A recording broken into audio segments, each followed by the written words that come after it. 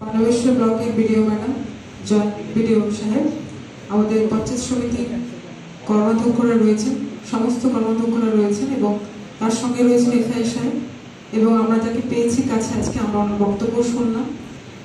তারপরে বাকিরা যারা রয়েছেন, আমাদের সামনে যারা বসে রয়েছেন সমস্ত স্টুডেন্ট, আমার মানবেশ্বর ব্লকের সমস্ত স্কুল থেকে যারা এসছেন তাদের গার্জেনরাও রয়েছেন এবং টিচাররাও রয়েছেন। সকলকে জানাই আজকে দিনের শুভেচ্ছা অভিনন্দন।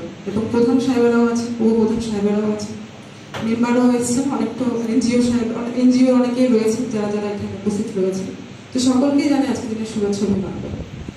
দেখুন, যেটা আমার আগে যিনি বলছিলেন যে শুধু পড়াশোনাটাই যে খুব জরুরি, যতটাই জরুরি পড়াশোনা করাটাও ততটাই জরুরি হচ্ছে খেলাধুলা। কারণ আমরা অনেক সময় মনে করি যে খেলাধুলার মাধ্যমে নিজের হেলথকে যেভাবে ভালো রাখা যায়, ফিউচারে এই খেলাধুলাটাও কিন্তু আপনাকে একটা যখন চাকরি করতে যাবেন সে জায়গায় এই যে আপনার কোনো জায়গায় ন্যাশনাল লেভেলে কোনো কিছু জায়গায় যদি জিতে যান, কোনো প্রাইজ পান, সেটা কিন্তু আপনার একটা চাকরি ক্ষেত্রে কিন্তু একটা সুবিধার জায়গা।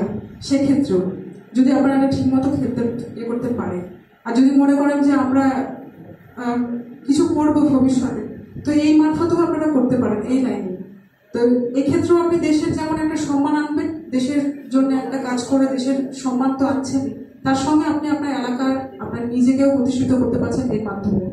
তো পড়াশোনা যেভাবে দরকার তো সেভাবে করুন, তার সঙ্গে এই বিষয়গুলোকে মাথাতে রাখুন। আজকে যে কুইজ হয়েছে, কুইজে যারা ভালো করেছে সকলকেই তো শুভেচ্ছা জানাই, যারা প্রাইজ নিয়েছো বাচ্চারা। আর তার থেকেও বেশি যেগুলো একটা সমস্যার দিক সেগুলো হয়ে গেছে মোবাইল নিয়ে। অনেকের সমস্যা মোবাইল নিয়ে। মোবাইলে যেমন অনেকেই বলে মা বাবারা যে বাচ্চারা মোবাইল নিয়ে বেশি মোবাইলে ঢুকে যাচ্ছে, পড়াশোনাতে ধ্যান দিতে পারছে না, খেলাধুলা করার সময়টা মানুষ আজকাল ভুলে যাচ্ছে, সময়টা চলে যাচ্ছে।